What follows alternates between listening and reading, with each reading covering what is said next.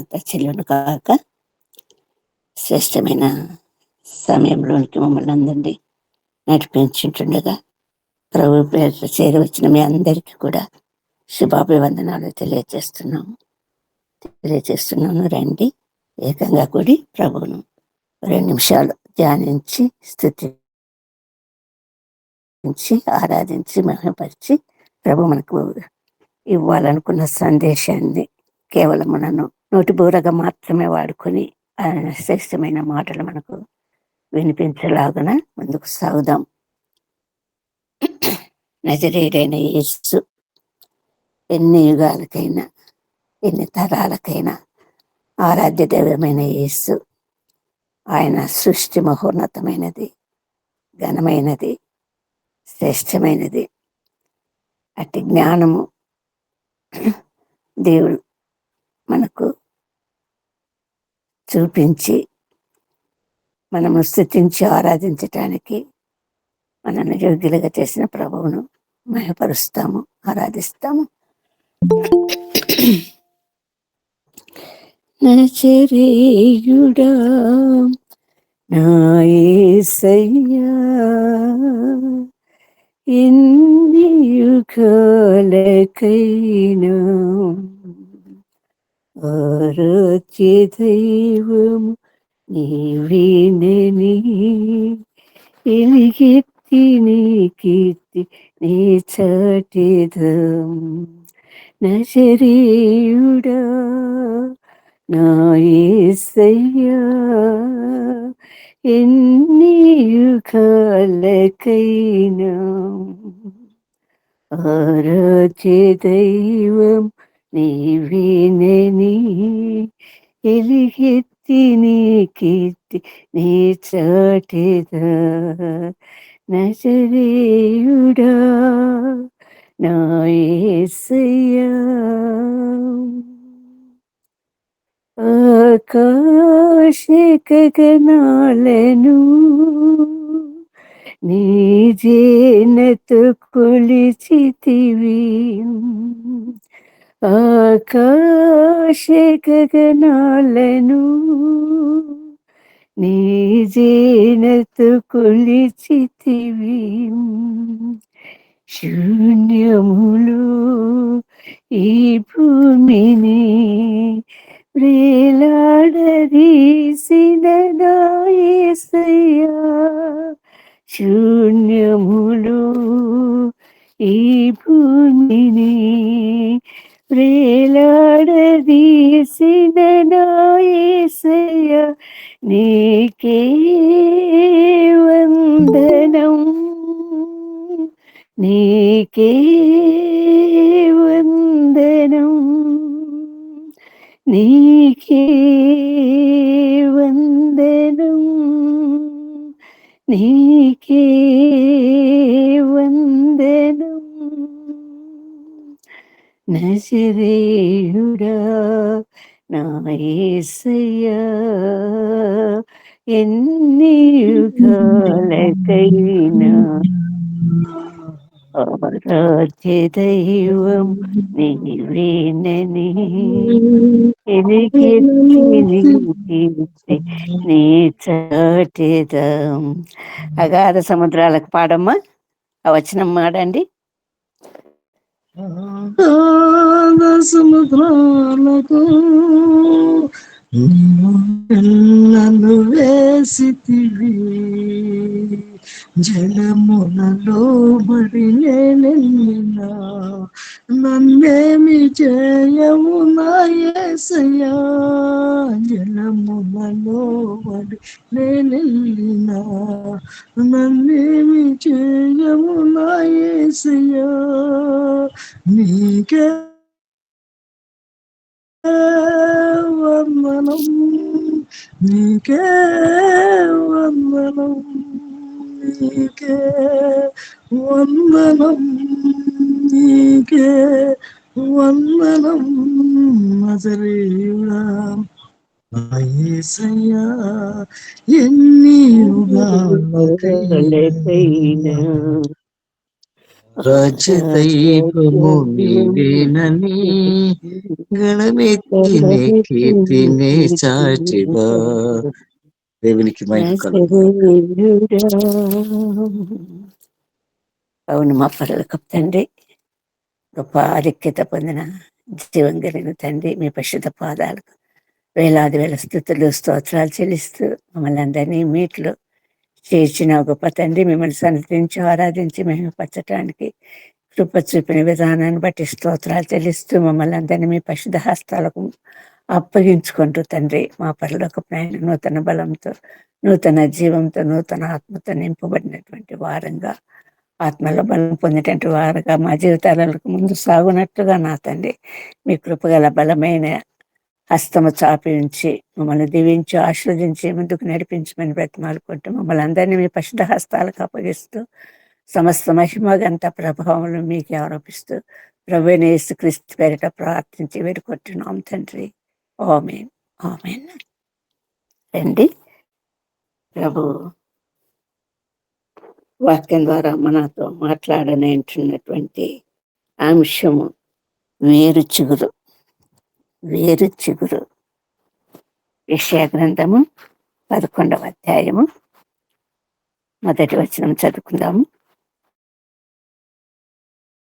యెషయా గ్రంథము 11వ అధ్యాయము మొదటి వచనం.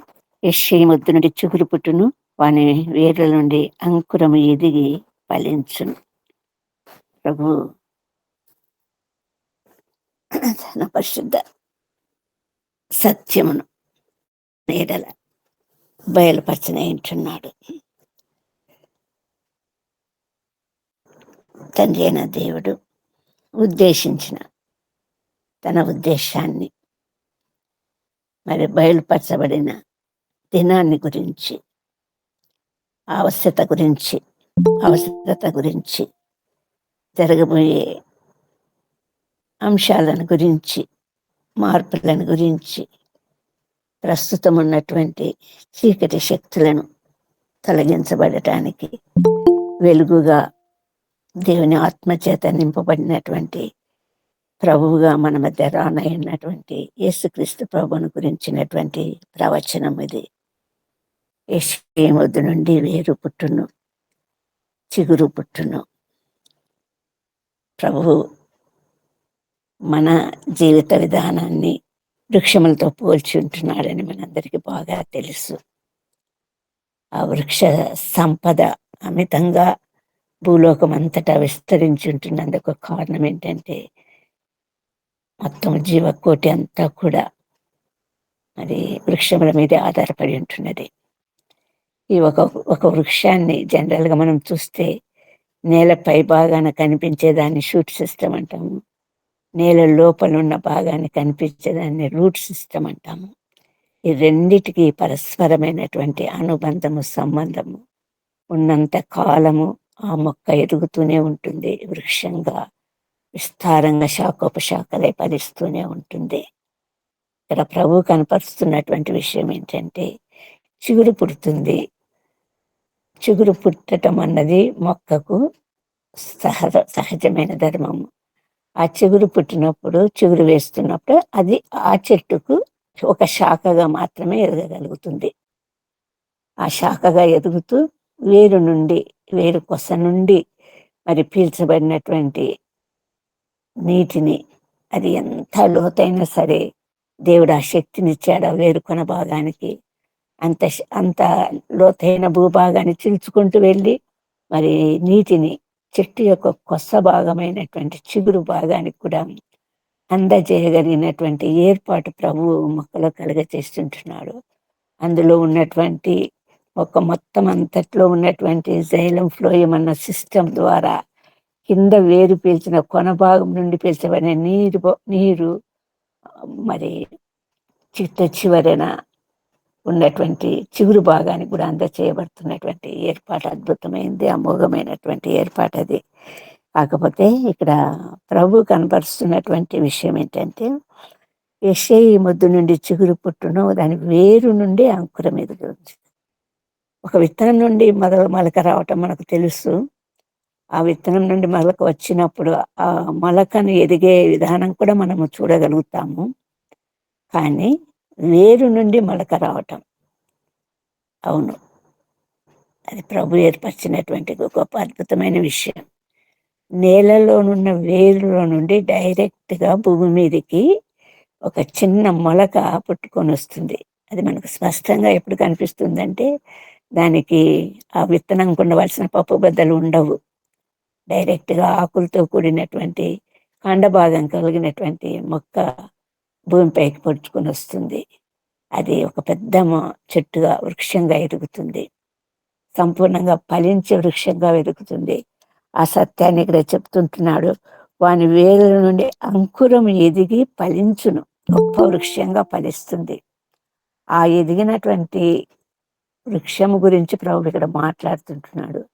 అది ఏది అంటే యేసుక్రీస్తు ప్రభు అన్నటువంటి ఆ అంకురం.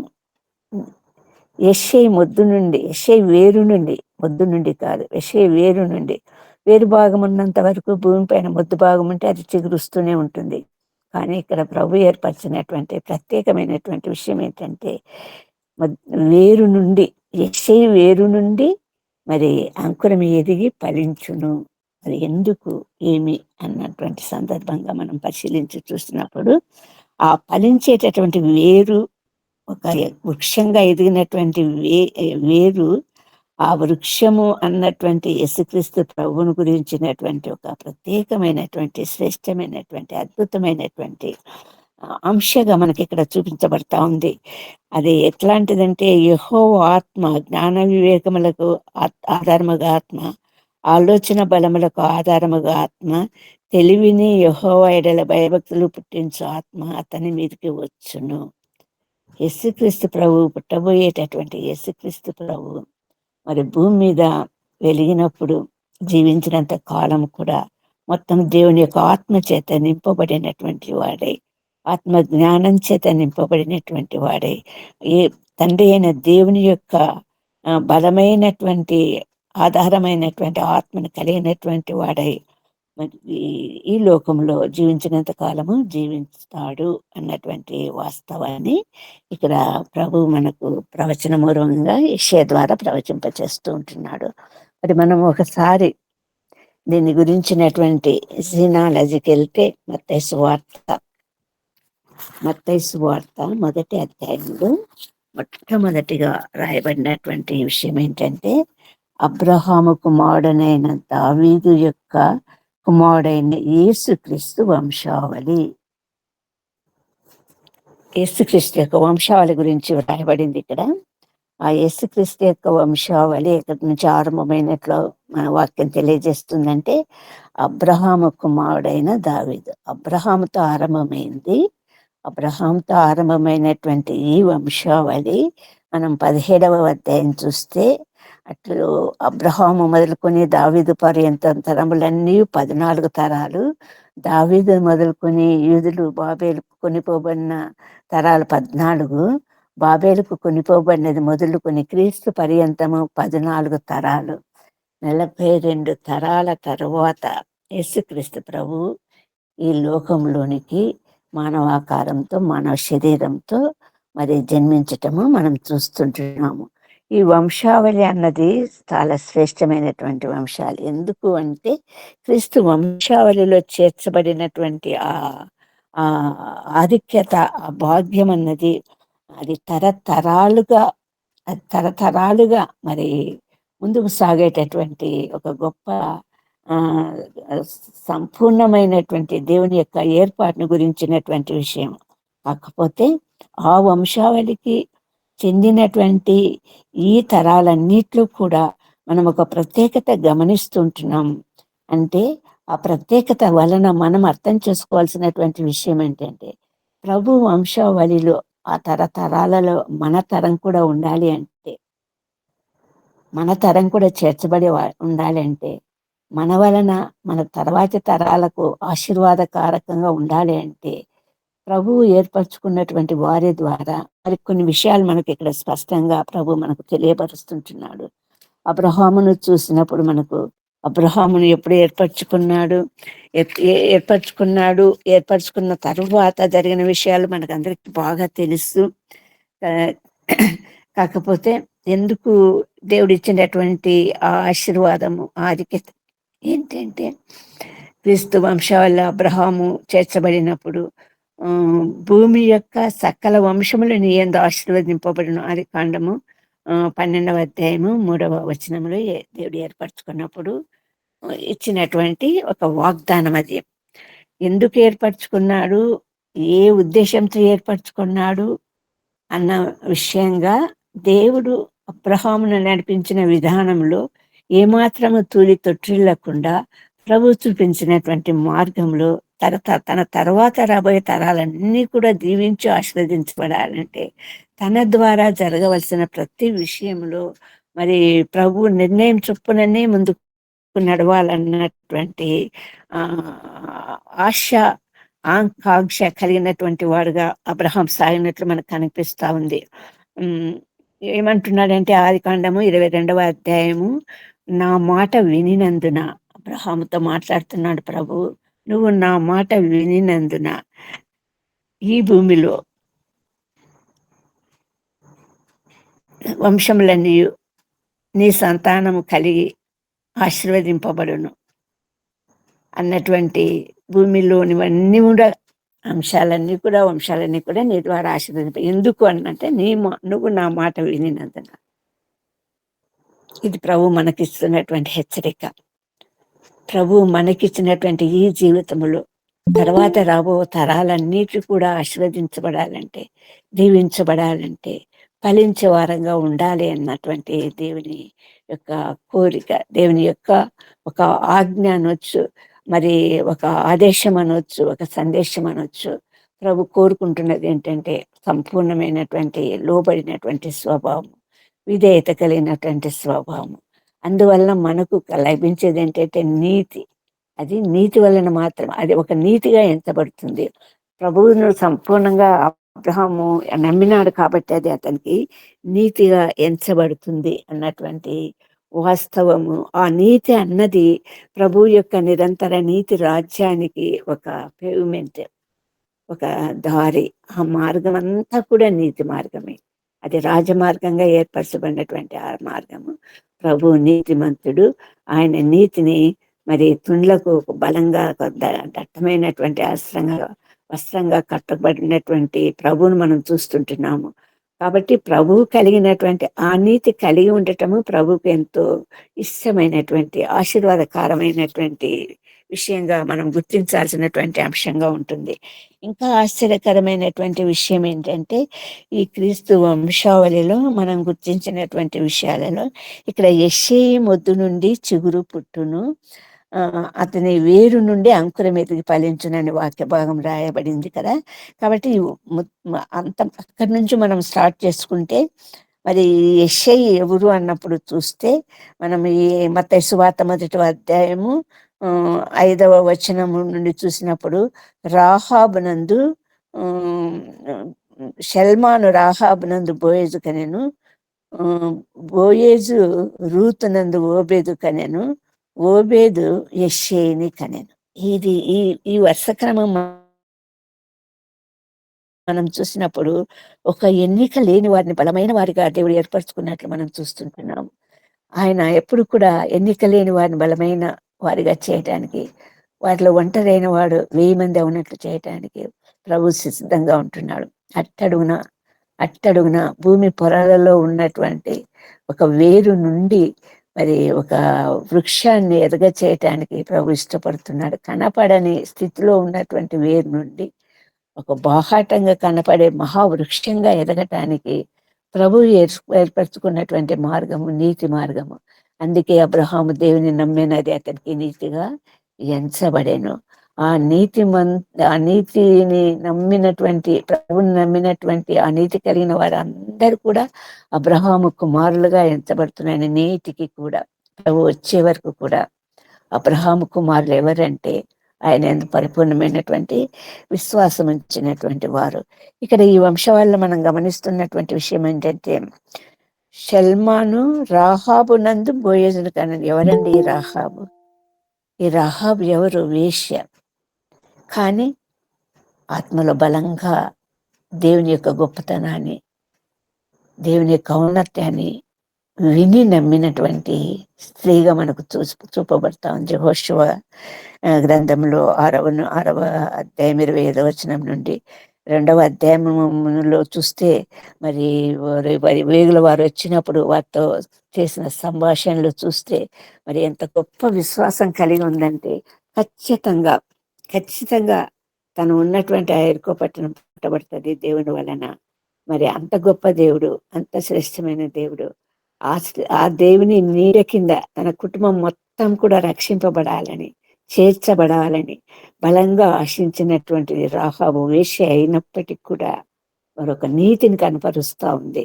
ఆ నీతి ఏంటంటే ఆ దేవుని యొక్క వేగుల వారిని దాచిపెట్టి వారి ద్వారా తన కుటుంబాన్ని అంత బలమైన దేవుని యొక్క కుటుంబంగా మార్చబడటానికి మరి దేవుడిచ్చిన అవకాశాన్ని ప్రాణానికి తీయించి వాడుకొని ఆ వేగుల వారిని రక్షించి దేవుని పరిపూర్ణమైన విశ్వాసాన్ని వేగుల వారికి కనపరుస్తూ తనకు కావలసినటువంటి సహాయం ఖచ్చితంగా మీరు నాకు చేయాలి, నా కుటుంబాన్ని రక్షించాలి, నా తండ్రి కుటుంబాన్ని రక్షించాలి అని వేడుకున్నప్పుడు ఆ రోజు బయలుపరచబడినటువంటి విషయము, ఆ రోజు దేవుడు చూపినటువంటి మార్గము, వేగుల ద్వారా చూపినటువంటి మార్గము, నీ కిటికీకి తూరు ద్వారం కట్టు, ఎర్రని దారం కట్టు.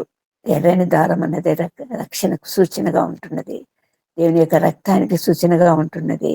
ఆ దారను చూచినప్పుడు మాత్రమే మేము మీ కుటుంబాన్ని రక్షించగలుగుతాము.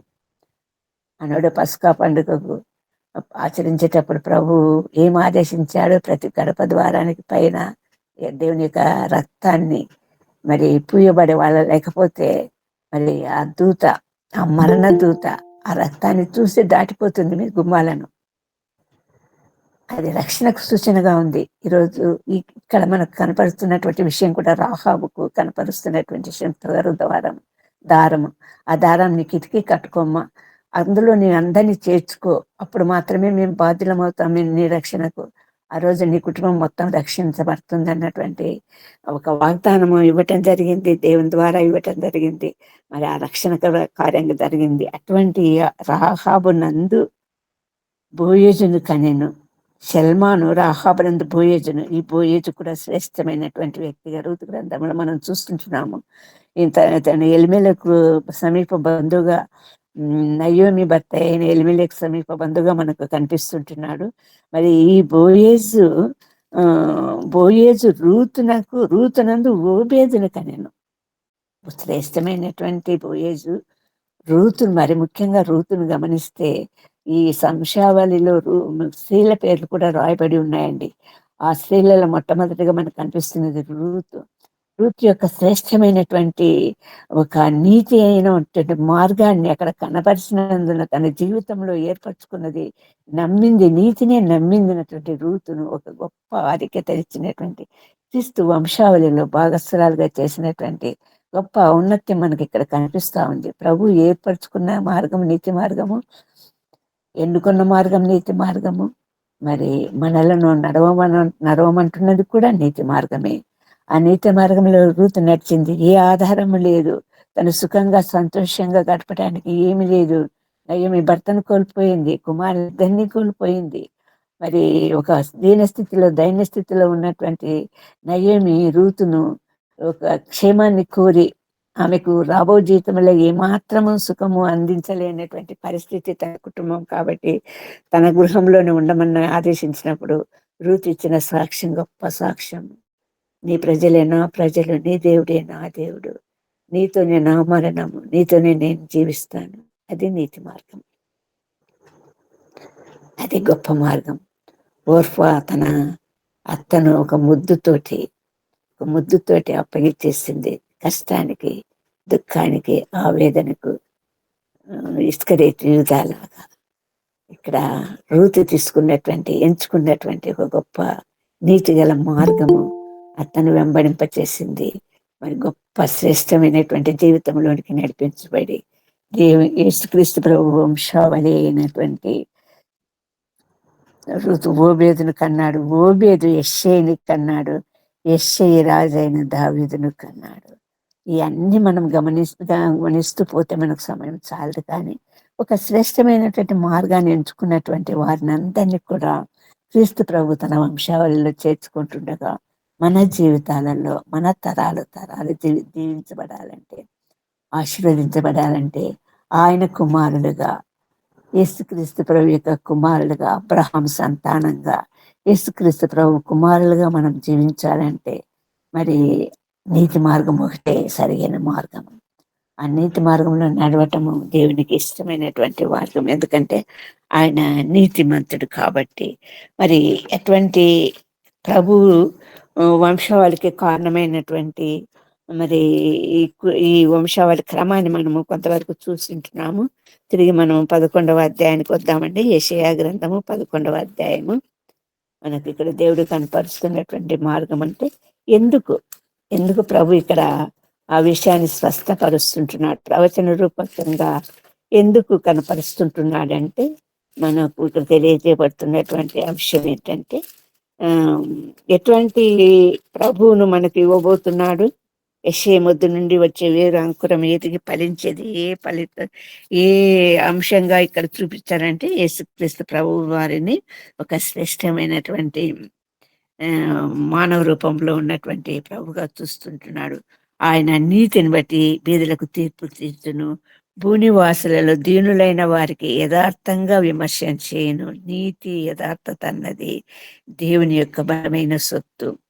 తన వాగ్దండం చేత లోకములు కొట్టును, తన పెదవులు ఊపిరి చేత దుష్టులను చంపును. అతని నడుముకు నీతియు అతని తున్లకు సత్యమును నడికట్టుగా ఉండును. యేసుక్రీస్తు ప్రభు ఈ లోకంలోకి రాబోతున్నాడు. ఇది ప్రవచనము. ఆ వచ్చే క్రీస్తు ఎలాంటి వాడంటే అతని నడుముకు నీతియు అతని తున్లకు సత్యమును నడికట్టుగా ఉండును.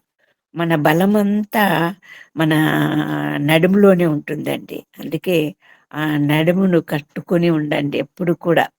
ఆ నడుము కట్టుకొని ఉండాలి అన్నది మరి దేవుని యొక్క ఆదేశమై ఉంటున్నది. ఎందుకంటే అది ఒక తుండును కట్టమంటాడు, కట్టును కట్టుకోమంటాడు. ఆ కట్టు వలన నడుము కావాల్సినటువంటి బలము కలుగుతుంది. ఆ బలము అన్నది దేని వలన ప్రభువుకు కలుగుతుందంటే నీతి వలన మాత్రమే కలుగుతుంది. ఆ నీతి కలిగినటువంటి ప్రభువు ఉన్నటువంటి కాలం కానీ, సమయం కానీ, స్థలం కానీ, ఎక్కడైనా కానీ తిరిగి ఏదేను తోట అవుతుందండి. తిరిగి ఒక పరిపూర్ణమైనటువంటి ఏదైనా తోటగా మార్చబడుతుంది. ఆ వచనాలు మరి ముందు మనం చూస్తాము. మరి ఎందుకు ప్రభు ఈ ప్రవచనం ఇక్కడ నెరవేర్పును గురించినటువంటి ప్రవచనం ఇక్కడ ప్రభు మాట్లాడుతున్నాడు అంటే మనము 2వ అధ్యాయానికి రావాలి. మనం 2వ అధ్యాయానికి వచ్చినప్పుడు మనకు కనపడుతున్నటువంటి విషయం ఏంటంటే మొదటి 2 అధ్యాయాలలో కూడా మొత్తం ఇశ్రాయేలు జనాంగము భయంకరమైనటువంటి పాపంలో జీవిస్తున్నటువంటి జనాంగంగా మనకు కనపడతా ఉంది. అటువంటి జనాంగాన్ని మరి తిరిగి ప్రభు ఒక నీతిగల మార్గంలోకి నడిపించటానికి రాబోతుంటున్నాడు. ఒక రక్షణకర్తగా రాబోతుంటున్నాడు. వారి పాపములకు విమోచనగా రాబోతుంటున్నాడు అన్నటువంటి వాస్తవం ఇక్కడ కనిపిస్తా ఉంది. మరి మనం ఈ వచనాలలో చూసినప్పుడు 11వ అధ్యాయము వచనాలలో చూసినప్పుడు ఒక ఏదైనా తోటను పోలినటువంటి వాతావరణం ఇక్కడ కనిపిస్తా ఉంది. అంటే యేసుక్రీస్తు ప్రభు ఎక్కడైతే ఉంటున్నాడో అక్కడ ఉన్నటువంటి వాతావరణం అంతా కూడా శాంతి, సమాధానము, నెమ్మది, క్రూరత్వం ఉండదు, హింస ఉండదు, మరి బరువు ఉండదు, వేదన ఉండదు. ఒక సంతోషకరమైన, సమాధానకరమైన, ఒక సాధుత్వాన్ని కలిగినటువంటి వారిగా, జీవులుగా, జంతువులుగా జీవించేటటువంటి ఒక వాతావరణాన్ని ఇక్కడ మనకు చూపిస్తుంటున్నాడు. తోడేలు గొర్రెపిల్ల వాసం చేయను, చిత్తపులిని మేకపిల్ల పండుకొనును. ఒక రకంగా మనం చూస్తే ఇశ్రాయేలు జనాంగం అంతా కూడా ఐగుప్తు దాస్యములు ఉన్నప్పుడు మరి తోడేలు వంటి ఐగుప్తు చేతిలో వారి యొక్క జీవితము చాలా భయంకరమైనటువంటి జీవితంగా ఉండింది. తర్వాతి తరాలలో మనకు కనిపిస్తున్నటువంటి విషయం ఏంటంటే, ఆ ఐగుప్తును సంపూర్ణంగా దేవుడు మార్చివేసినటువంటి పరిస్థితి మనకు కనిపిస్తుంది.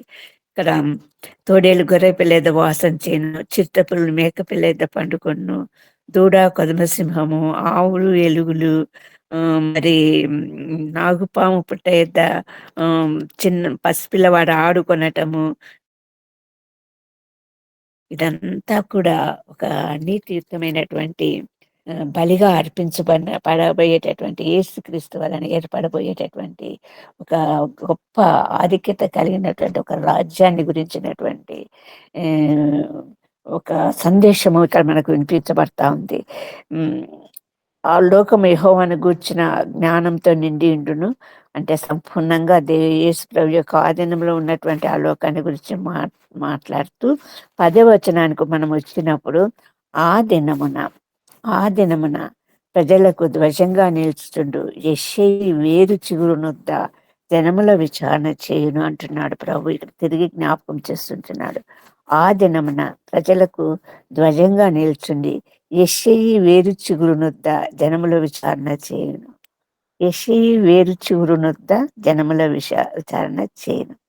అప్పుడు ఎందుకు ప్రభు ఈ ప్రకటన చేస్తుంటున్నాడు, ప్రవచింప చేస్తున్నాడంటే, మనం ఇప్పుడు మళ్ళీ తిరిగి యెషయా గ్రంథము 2వ అధ్యాయానికి వచ్చినప్పుడు ఇక్కడ మనకు కనిపిస్తున్నటువంటి విషయం ఏంటంటే, మొదటి వచనాలలో భయంకరమైనటువంటి పాపంలో ఉన్నటువంటి ఇశ్రాయేలు జనాంగాన్ని చూస్తుంటున్నాము. నడినెత్తి నుండి అరికాల వరకు స్వస్థత కొంచెమైనా లేని, పచ్చి పుండ్లు పిండబడని, మెత్తని చేయబడని, నూనె రాయబడినటువంటి దుస్థితిలో ఉన్నటువంటి జనాంగాన్ని మనకి ఇక్కడ కనిపింపచేస్తూ 11వ వచనానికి వచ్చినప్పుడు, కేవలం బలులు అర్పించటం ద్వారా తమ పాపాన్ని నుండి విడుదల పొందుతాము అన్నటువంటి ఒక భావనతో ఉన్నటువంటి వారిని గురించి, వారు సొదొమ గొమొర్రాను పోలినటువంటి జీవితంలోనికి ప్రవేశింపపోతున్నారన్నటువంటి వాస్తవాన్ని గుర్తించటానికి ప్రభు ఇక్కడ మాట్లాడుతున్నటువంటి విషయము ప్రవచన రూపంగా యెషయా గ్రంథంలో ఇవ్వబడినటువంటి విషయం చూస్తే 11వ వచనంలో, మొదటి అధ్యాయం 11వ వచనంలో, విస్తారమైన బలులు నాకేలా, దహన బలులను, పొట్టేళ్లను, బాగా మేసిన దూడల క్రొవ్వును నాకు వెక్కసమాయను, కోడల రక్తమందు, గొర్రె పిల్లల రక్తమందు, మేకపోత రక్తం నాకు ఇష్టం లేదు. ప్రభు వారిలో ఉన్నటువంటి ఆ పాపం నుండి విసికి వేసారినటువంటి పరిస్థితి మనకు కనిపిస్తా ఉంది. నాకు బాధాకరములు, నేను వాటిని సహింపలేక ఉన్నాను, విసికి ఉంటున్నాను అంటున్నాడు 14వ వచనంలో. తర్వాత మీరు ఎంత ప్రార్థన చేసినా, ఎంత చేతులు చాపినా, ఎంత మొరపెట్టినా నేను వినను, ఎందుకంటే మీ చేతులు రక్తంతో నిండి ఉన్నాయి. కాబట్టి మిమ్మును కడుగుకొనుడి, శుద్ధి చేసుకొనుడి, మీ దుష్క్రియలను కనపడకుండా వాటిని తొలగించుడి, కీడు చేయట మానుడి, మేలు చేయ నేర్చుకొనుడి, న్యాయం జాగ్రత్తగా విచారించుడి, హింసించు వారికి న్యాయం చేయ నేర్పుడి. న్యాయము కనిపించమని ప్రభు కోరుకుంటున్నాడు. మిమ్ము కడుగుకొనుడి, శుద్ధి చేసుకోండి. ఆ దినమున, ఇక్కడ 11వ అధ్యాయము 10వ వచనానికి వస్తే, ఆ దినమున, ఈ దినమునైతే మీరు మిమ్మల్ని మీరు కడుక్కుంటారో, ఎప్పుడైతే మిమ్మల్ని మీరు శుద్ధి చేసుకుంటారో, ఎప్పుడైతే దేవుడు తప్ప వేరే మార్గం లేదన్నటువంటి ఒక జ్ఞానం కలిగినటువంటి ఒక నడిపింపులోకి మీరు వస్తారో, అప్పుడు ఎప్పుడైతే మీరు శుద్ధి చేసుకుంటారో, మిమ్మల్ని మీరు కడుక్కుంటారో, ఆ దోషాన్ని, పాపాన్ని మీ నుండి తొలగించుకుంటారో, అప్పుడు యెషయి వేర్చిగున్నద్ద జనములు విచారణ చేయను, ఆయన విశ్రమ స్థలము ప్రభావం కలుగును. ఆ దినమందు శేషించు తన ప్రజల శేషమునకు అశ్షూరులో ఉండి, ఐగుప్తులో ఉండి, పత్రాసులో నుండి, తూములో ఉండి ప్రభు ఒక శ్రేష్టమైనటువంటి ప్రవచన రూపకంగా తెలియజేస్తూ ఉంటున్నాడు. మిమ్మల్ని మీరు కడుక్కొని, శుద్ధి చేసుకొని దేవుని యొద్ద మరి నిలబడగలిగినటువంటి స్థితి రావాలి. ఆ ప్రభు వేరు చిగురైనటువంటి యేసుక్రీస్తు ప్రభు ద్వారా మీరు ఆ రక్షణ పొందాలి. అప్పుడు జరగబోయేటటువంటి గొప్ప గొప్ప విషయాలన్నిటినీ కూడా ప్రభు ఇక్కడ మనకు తెలియచేస్తూ ఉంటున్నాడు. రాబోయే దినములలో ఎప్పుడైతే మీరు మార్పు చెందుతారో, ఎప్పుడైతే మిమ్మల్ని మీరు శుద్ధి చేసుకుంటారో, ఎప్పుడైతే మీరు ప్రభువును మాత్రమే రక్షకుని అంగీకరిస్తారో, అన్ని దేవతలను పూజించటము, విగ్రహారాధన, వ్యభిచారం అన్నటువంటి ఘోరమైన నేరంగా ప్రభు పరిగణిస్తున్నటువంటి దినములలో ప్రభు చూపిస్తున్నటువంటి మార్గం ఇది. ఆ వేరు చిగురు ప్రభు అయిన యేసుక్రీస్తు ప్రభు ఈ లోకంలోకి రావటం జరుగుతుంది. జరిగినప్పుడు పొందబోయే రక్షణను గురించి ప్రభు ఇక్కడ ప్రకటిస్తుంటున్నాడు.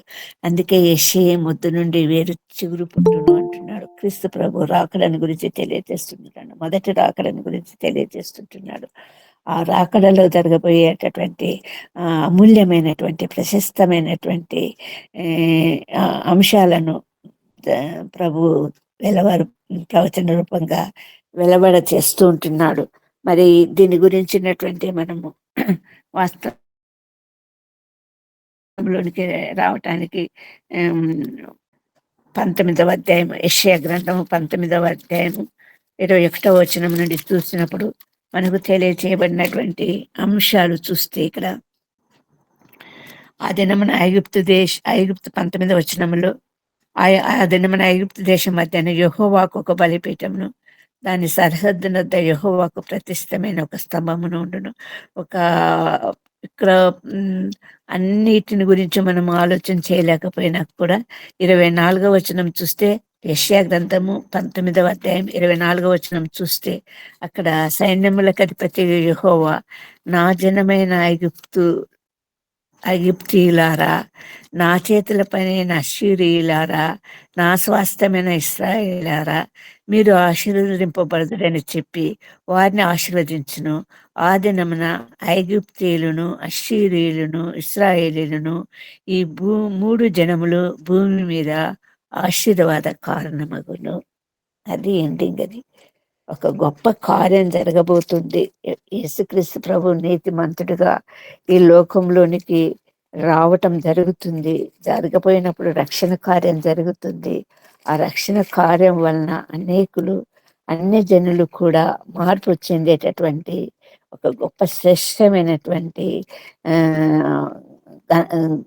కార్యము యేసుక్రీస్తు ప్రభు వలన జరగబోతుంది అన్నటువంటి వాస్తవం ఇక్కడ తెలియచేయబడతా ఉంది. మరి తరతరాలు మరి ఆ ప్రభు యొక్క వంశంలో వ్యక్తులుగా మనం జీవించడానికి ప్రభు తండ్రి అయిన దేవుడు యేసుక్రీస్తు ప్రభు ద్వారా ఈ లోకంలోనికి పంపడం ద్వారా ఏర్పరచబడినటువంటి ఈ మార్గం ద్వారా ఆ రోజు అబ్రహాము నీతిని ప్రభు మాటలను నమ్మెను, దేవుని యందు సంపూర్ణ విశ్వాసం ఉంచెను, అదే అతనికి నీతిగా ఎంచబడను అన్నటువంటి వాస్తవాన్ని గుర్తు చేస్తూ పౌలు గారు మనకు గలతీ పత్రికలో 3వ అధ్యాయం 27వ వచనంలో తెలియచేస్తున్నటువంటి అంశం చూద్దాం ఒకసారి. గలతీ పత్రిక, మన ద్వారా మనము కూడా ఆ శ్రేష్టమైనటువంటి దేవుని కుమారులుగా ఎంచబడాలి అంటే ప్రభు ఏర్పరిచినటువంటి ఆ మార్గాన్ని గురించి అక్కడ తెలియచేయబడింది. గలతీ పత్రిక 3వ అధ్యాయము 27వ వచనం నుండి ఎవరైనా చదవగలిగితే చదవండి. గలతీ పత్రిక 3వ అధ్యాయము 27వ చదవండి ఎవరైనా అమ్మా. ఎవరికి దొరికితే వారు చదవండి వెంటనే దయచేసి. 26వ వచనం చూద్దామండి. యేసుక్రీస్తునందు మీరందరూ విశ్వాసం వలన దేవుని కుమారులైనారు. క్రీస్తులోనికి బాప్తిసం పొందిన మీరందరూ క్రీస్తును ధరించుకున్నారు. ఇందులో యూదుడని హెలేనీయుడని లేదు, దాసుడని స్వతంత్రుడని లేదు, పురుషుడని స్త్రీ అని లేదు. యేసుక్రీస్తునందు మీరందరూ ఏకంగా ఉన్నారు. మీరు క్రీస్తు సంబంధులైతే ఆ పక్షమందు అబ్రహాం యొక్క సంతానమైంది, వాగ్దాన ప్రకారము వారసులై ఉన్నారు. మీరు క్రీస్తు సంబంధులైతే ఆ పక్షమందు అబ్రహాం యొక్క సంతానమైంది, వాగ్దాన ప్రకారము వారసులై ఉంటున్నారు. కాబట్టి ఎందుకు అబ్రహాము వంశావళిలో మొదటి వ్యక్తిగా చేర్చబడ్డాడు? యేసుక్రీస్తు వంశావళిలో అబ్రహాము మొదటి వ్యక్తిగా చేర్చబట్టడానికి కారణము ఆయన నీతి, దేవుని నమ్ముకున్నటువంటి ఆ విశ్వాసము, ఆ బలమైన విశ్వాసము. ఏమి ఎరగకుండా జరగబోయేటటువంటి విషయాలు ఏ మాత్రం సందేహించకుండా కేవలము ప్రభు చెప్పిన మాటలను విశ్వసించి తన జీవితంలో అతి ధైర్యంగా, సాహసంగా, ఒక నమ్మకంతో ముందుకు సాగినటువంటి అబ్రహామును ఒక సంపూర్ణంగా ఇసుకరేణువులంత విస్తారంగా, ఆకాశ నక్షత్రమంత విస్తారంగా ఆయన సంతానము కేవలం ఇస్సాకు మాత్రమే కలుగచేసి ఇంత గొప్ప వాగ్దానం ఇచ్చినాడంటే కారణము ఆ మార్గంలో నడిచిన వారందరూ కూడా అబ్రహాం సంతానమైంది. అతని కుమారులుగా ఎంచబడి మరి దేవుని యొక్క వాగ్దానానికి వారసులు అవుతారు అన్నటువంటి విషయము మన దాకా వచ్చినప్పుడు మరి మన తర్వాతి తరాలకు కూడా మరి ఇది ఆ వాగ్దానము పొందాలి అంటే, దేవుని యొక్క వారసత్వం పొందాలి అంటే, ఆయన కుమారులుగా ఎంచబడాలంటే ఏర్పరిచినటువంటి ఈ పేమెంట్, ఈ మార్గము, ఈ దారి అన్నది ఎంత అవసరమో ప్రభు ఈరోజు మనల్ని హెచ్చరిస్తూ ఉంటున్నాడు. ఈ మార్గం ద్వారా మనము వెళ్ళనేయాల్సినటువంటి స్పష్టత మనకు తెలియచేయబడతా ఉంది. కాబట్టి ప్రభు కోరుకుంటున్నది కేవలం విశ్వాసం మాత్రమే, సంపూర్ణంగా విశ్వసించటం మాత్రమే. అబ్రహాము ఎంత గొప్ప విలువైన విషయం మనకు అక్కడ చూపించాడు. ఒకడే ఒక కుమారుడు, 100 ఏళ్ళ కలిగిన కుమారుడు అబ్రహామును ప్రభు బలిగా అర్పించమని శాసించినప్పుడు మాత్రము మృతులను తిరిగి రప్పించగలిగినటువంటి శక్తిగల ప్రభు అని నమ్మినటువంటి అబ్రహాము కింది పనివారితో తిరిగి మేము వస్తాము అన్నటువంటి విశ్వాసాన్ని బయలుపరిచినటువంటి అబ్రహాం యొక్క విశ్వాసము మనము కలిగి ఉండాలి. దేవుడి గొప్ప సందేశము లేకపోతే హెచ్చరిక, ఉపదేశము మనకు అనుగ్రహిస్తుంటున్నాడు. అంత గొప్ప విశ్వాసం కలిగినప్పుడు మాత్రమే మనము కుమారులమై ఉంటాం. కుమార్తెలను కూడా అనటం లేదు. ఆ కుమారుని కానీ, దాసి అయినా కానీ, స్వతంత్రులైనా కానీ, కుమారుడైనా కానీ, కుమార్తె అయినా, ఎవరైనా ఏ భేదము లేదు. అందరూ కూడా నమ్మిన వారంతా ఆయన కుమారులుగానే ఎంచబడతారు. కుమారులు మాత్రమే వారసులు, స్వాస్థానికి వారసులు, వాగ్దానానికి వారసులు. కాబట్టి ప్రభు సంపూర్ణంగా మార్చివేస్తూ ఉంటున్నాడు, పరిస్థితిని మార్చివేస్తూ ఉంటున్నాడు. అటువంటి శ్రేష్టమైన ఆధిక్యత కలగ చేయబడే ఆధిక్యతకు మార్గాన్ని మరి సరళం చేసి ఉంటున్నటువంటి ప్రభును మనం ఇక్కడ చూస్తుంటున్నాము. అందుకే రోమిలకు రాసిన పత్రిక 15వ అధ్యాయంలో చూసి ముగించుకుందామండి. రోమిలకు రాసిన పత్రిక 15వ అధ్యాయం. ఇక్కడ ఏమంటున్నాడు చూడండి, 12వ వచనములో, 15వ అధ్యాయము 12వ వచనములో, యెషయిలో నుండి వేరు చిగురు అనగా అన్ని జనుల నేలుటకు పుట్టువాడు వచ్చును, ఆయన ఎందు అన్ని జనులు నిరీక్షించుతారు. పైన వచనాలన్నిట్లో కూడా అన్ని జనులు దేవుని నామము కీర్తిస్తారు, మరి కొనియాడతారు, సంతోషిస్తారు, ఆనందిస్తారు. సకల ప్రజలలో ఆయన కొనియాడతారు. ఎందుకు కలిగింది ఈ ఆధిక్యత? ప్రభు ఎలా విస్తరింపచేశాడు ఈ మార్గాన్ని, ఈ నీతి మార్గాన్ని విస్తరింప చేయటం ద్వారానే అన్యులకు కూడా మరి గొప్ప శ్రేష్టమైన ఆధిక్యత కలగచేసేటటువంటి ఒక నిరీక్షణ మార్గాన్ని చూపించి, ఆ మార్గం ద్వారా ఒక పరిశుద్ధాత్మ శక్తి పొంది ఆ నిరీక్షణ గలవారుటకు నిరీక్షణ కర్తయు దేవుని విశ్వాసం ద్వారా సమస్తానందంతోనూ సమాధానంతోనూ మిమ్మల్ని నింపు కాక అంటున్నాడు పౌలు గారు రోమా పత్రికలో. మరి ఈ మార్గంలో మరి మనమంతా ముందుకు సాగాలన్నటువంటి ఆదేశం కూడా మనకు కింది వచనాలలో కనిపిస్తా ఉంది. అదే రోమి పత్రిక 15వ అధ్యాయం 14వ వచనం నుండి చూస్తే మొత్తము సంపూర్ణమైనటువంటి ఆధిక్యత కలిగినటువంటి విషయము. అంటే మనం కూడా ఆ ప్రభు నీతిని ప్రకటించే వారంగా, అనేకులకు విశ్వాసం కలిగించే వారంగా, ఆ విశ్వాసం కలిగించిన వారు ఎవరైనా ఉండొచ్చు, అన్ని జనులు ఉండొచ్చు, ఎవరైనా కావచ్చు, వారందరినీ కూడా ఆ నీతి మార్గంలోకి నడిపించే వారంగా అది మన బాధ్యతగా ప్రభు గుర్తింప చేసినటువంటి పౌలు ఆ మార్గంలో అనేక సంఘాలను ఏర్పరిచినటువంటి వాస్తవం మనకు తెలుసు. ఇక్కడ పౌలు చెప్తున్నటువంటిది అదే. ఆ మార్గంలోనే మీరు ముందుకు సాగాలి.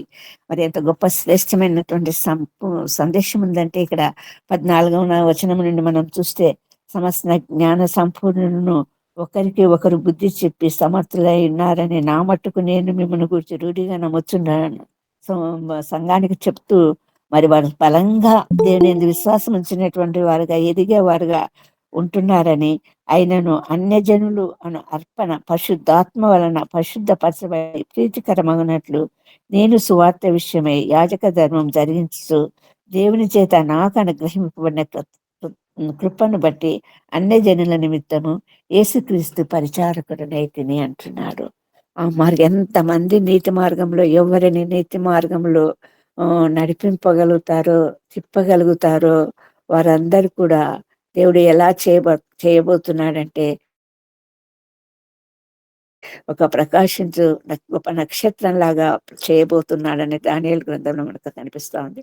కాబట్టి ప్రియులారా, మరి యేసుక్రీస్తు చూపించినటువంటి ఆ మార్గము ప్రభు తిరిగి రెండవ రానయ్యున్నంత వరకు ఆ మార్గము మన తరాల ద్వారా ముందుకు సాగటానికి మన వంతు నీతిని మనం నెరవేర్చవలసి ఉంటుండగా ఒక్క అబ్రహాం ద్వారా కేవలం విస్తారమైనటువంటి ఆకాశ నక్షత్రముల ఇసుక రేణులంటే విస్తారమైనటువంటి విశ్వాసులు ఏర్పడి ఉంటున్నారు. మరి ఆ వాగ్దానము మన తరాలకు మరి ముందుకు కొనసాగటానికి ఈ ప్రభు చూపించిన ఆ గొప్ప విశ్వాసమే చాలు. విశ్వాసనకు కొత్త దానికి కొనసాగించువాడైన ప్రభు అయిన యేసు వైపు చూచు మన ఎదుట ఉంచబడిన పందెంలో ఓపికగా పరిగెత్తుదాము అన్నటువంటి వాక్యం మనం జ్ఞాపకం చేసుకుందాము. మన ఎదుట ఉంచబడినటువంటి ఆ పందెంలో చాలా అడ్డంకాలు రావచ్చు. కానీ శక్తి సన్నగిల్లవచ్చు, పడిపోవచ్చు. తిరిగి లేచి బలము పుంజుకొని దేవుని యందు ముందుకు సాగవలసినటువంటి ఆవశ్యకత మనకెంతో ఉంది. ఎందుకంటే ప్రభు మార్గములోనికి ఎంతో దేశం ప్రస్తుత పరిస్థితులను చూస్తే పాపం విస్తరిల్లుతానే ఉంది. కానీ విస్తారంగా వాక్యం ప్రకటించబడుతుంటే కూడా పాపం విస్తరిల్లుతూనే ఉంది.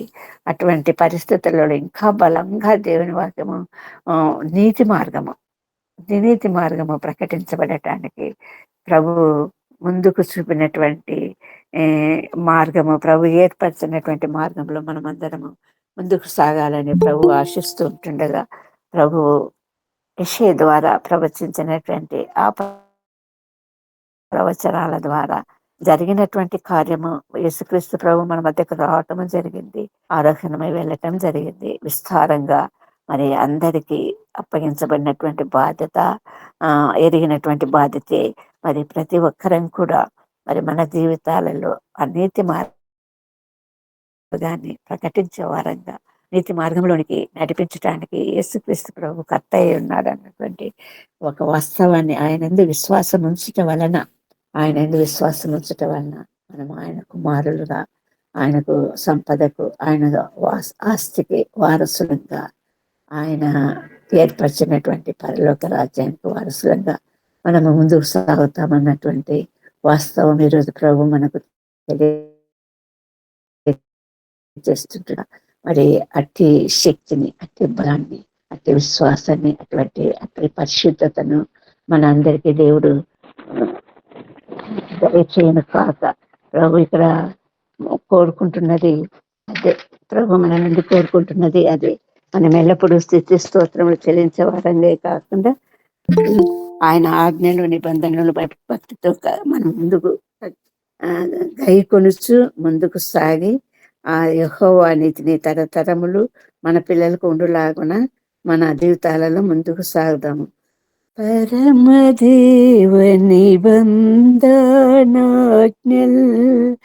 భక్తితో గైకొను జనులకు నిరతమును కృప నిలిచియుండును.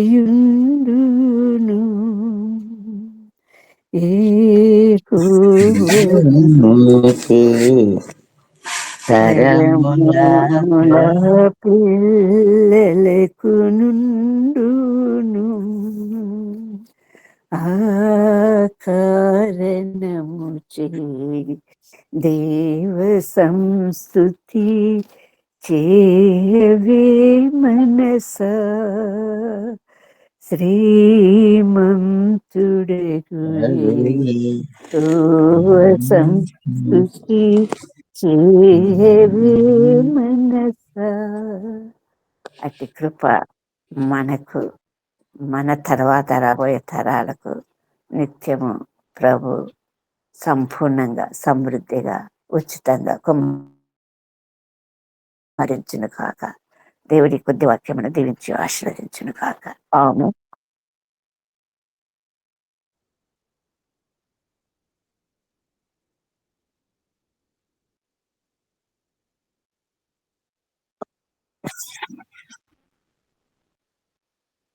తండ్రి అయిన దేవుని ప్రేమ, ప్రభు అయిన యేసుక్రీస్తు కృప